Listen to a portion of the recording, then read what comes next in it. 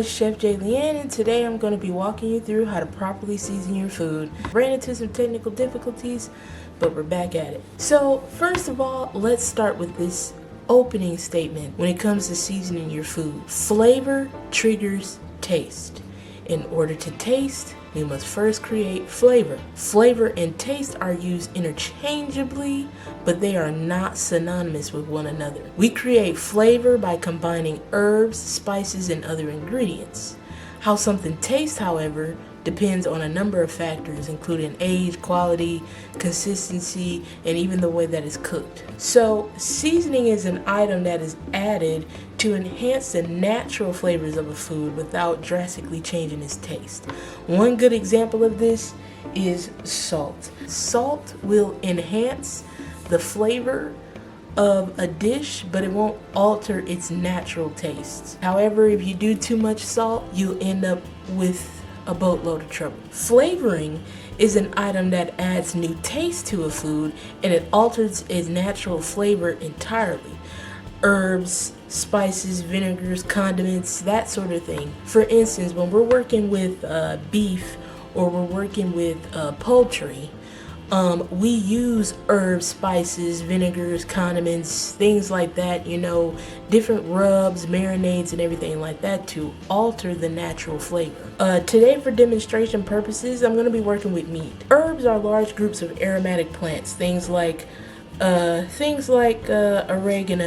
stuff like that. Things like oregano, basil, stuff like that. Those herbs, those leafy plants. Spices are things like peppers, garlic powders, things like that, cayenne pepper, onion powder, things like that. Those things are groups of plants where we use the barks, roots, seeds, whatever, and we use those as flavorings. They're typically in their dried form, and they're either ground or whole. One of the things I got here is Italian seasoning, okay? Italian seasoning is a great substitute for Air di Provence. That is a good blend of herbs, and it's really good for fish, chicken, whether it's roasted, grilled, or baked. You also use it in steamed rices, bread, soups, and that thing. It's basically a collection of the finest herbs, lavender, saffron in some cases, savory. Well, the Italian seasoning blend is usually on the cheaper side, and it's missing those big things, those most expensive ingredients like saffron, savory, and lavender. But it does have most of the main seasonings, which is like oregano, rosemary, thyme, and stuff like that.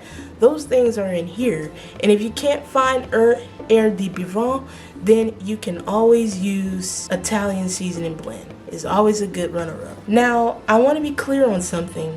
Flavorings, seasonings, whatever, we're going to use those terms interchangeably throughout the video. So if I'm saying flavorings, I'm saying seasonings. If I'm saying seasonings, I'm saying flavorings. Flavorings are not a mask for poor quality, poorly prepared foods. Understand that some flavorings that you may use can intensify and overpower during the cooking process, so you have to use them wisely. Some ingredients are very potent, they're very strong. Like if you've ever cooked with anything like a spice like nutmeg or cinnamon, or if you've ever cooked with something like cayenne pepper, something like that, those flavorings, those seasonings are so potent and so strong that you don't have to use that much of it. Alright, so right here I have a little chicken leg right here. I'm going to use this as an example to show you how to get the right seasoning. Now, when working with raw meat, it's very hard to tell how much seasoning is actually being incorporated into that meat until you taste it. And unfortunately, I do not suggest tasting raw chicken like this, raw anything. So what I want to make known is that flavors can be incorporated and created with marinades as well. And you can use marinades, especially if you're working with beef, veal, or chicken. And marinades can help flavor and tenderize meats.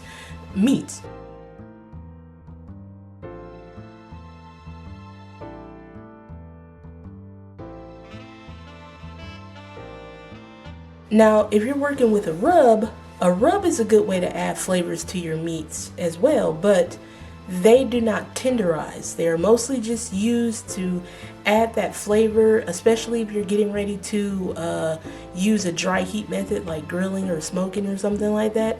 And you usually rub them on and they add that impactful punch like right at the beginning. Now that we have that squared away, I'm gonna show you my secret. I can tell you right now with all truth in me that this method has never failed. That I call it the second method.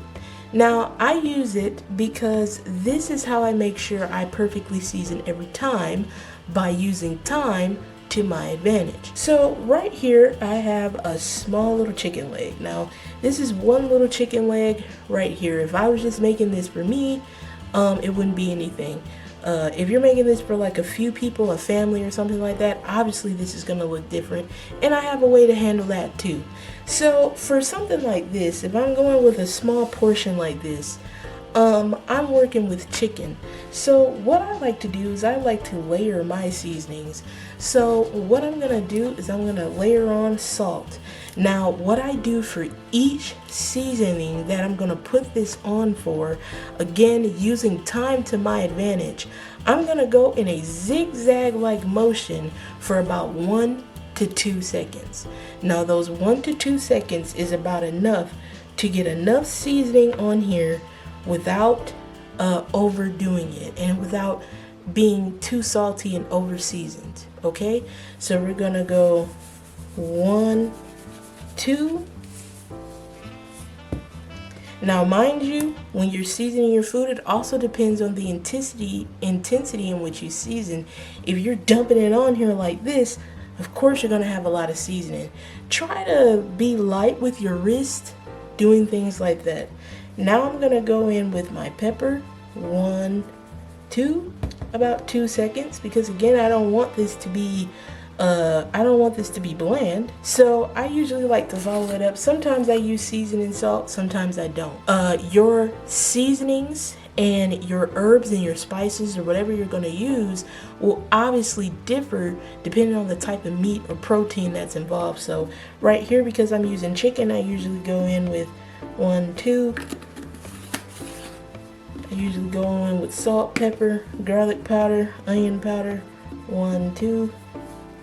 And I need a little bit of a kick, so I'm gonna go with smoked paprika. Smoked paprika is potent, so I'm only gonna do one second of that because that is gonna be potent. 1, 2. Again, if I'm being gentle, 1, 2. 1. Oh. 1. That's good. And what I used was basil, a little bit of parsley, because parsley doesn't really add anything to a dish per se. You have to use a lot of it in order to get any flavor out of it, but that's not really what we're here for. Oregano, and I used Italian seasoning. Now the reason why I'm using these herbs like this is because herbs also add the flavor, but they also add the aromas. Those aromas are what we chase after a lot of times. Most of what we taste, in fact 80% of what we taste, starts in our nose. Creating the proper aroma will automatically make the dish more attractive just by smelling it. And one of the keys that I say is when you're seasoning food, you should smell what you're seasoning. Like right now, this combination of herbs and spices is so fragrant that I know that I've put a good amount on here where if I cook this would be just fine. So rub it into the chicken. I have some on the board here so I can get the other side. Now some people turn it. If I have any left over on the board, I'm just gonna rub it in like this and make sure I get it all over. Now you can see that meat. That meat is nice and coated. I can guarantee you right now, if you practice this just like I did, if you go right now and you were to bake it, or if you were to fry it or pan fry it, it would be nice and seasoned, and it won't be overpowering to you. It won't be over seasoned. It won't be too salty. It won't lack anything.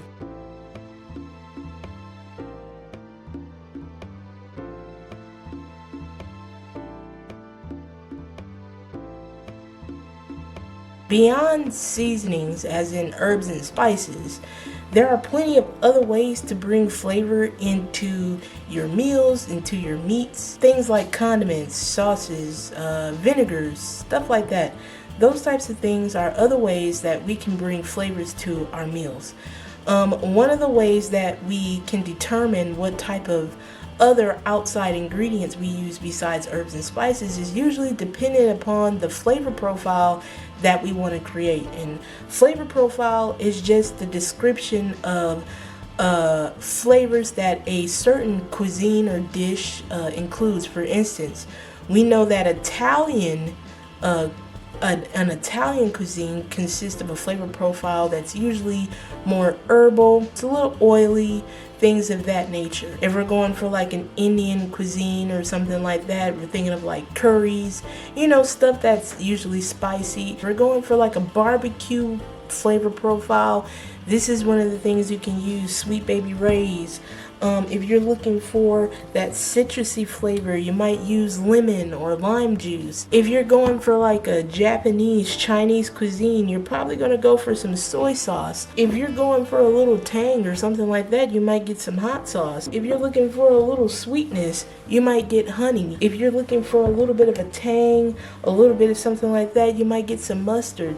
Things like that are other ways that we can incorporate flavor into our meals. Sometimes we can use these items that I just showed you to create our rubs. Now, whenever I'm seasoning red or white meats, I usually use the same combination of seasonings, and sometimes depending on the flavor profile I'm going for, I may add one or two more herbs and spices or subtract them. I might even add something like lemon juice or mustard or something, or that sort of thing, to get the flavors that I want to create. Sometimes the flavors are added by other ingredients like fruits, vegetables, wines, and all that other stuff. Using that second method that I taught you is one of the good ways that I learned to make sure that I don't overdo it or go overboard when I'm seasoning, because of course nobody wants a bland meal. Nobody wants a bland piece of meat when they get it. I want all that flavor to pack that punch, but I don't want it to overpower and it leaves you more turned off on the plate. So thank you all for watching. If you tried that second method, please let me know. You can send it to our email right below. All of our contact information will be in the description. If you have any questions, if there's something you'd like to see, a topic you'd like for us to cover, please let us know. Leave a comment, share, like, and subscribe. And I hope that you learned something new today, and I will see you all in the next video.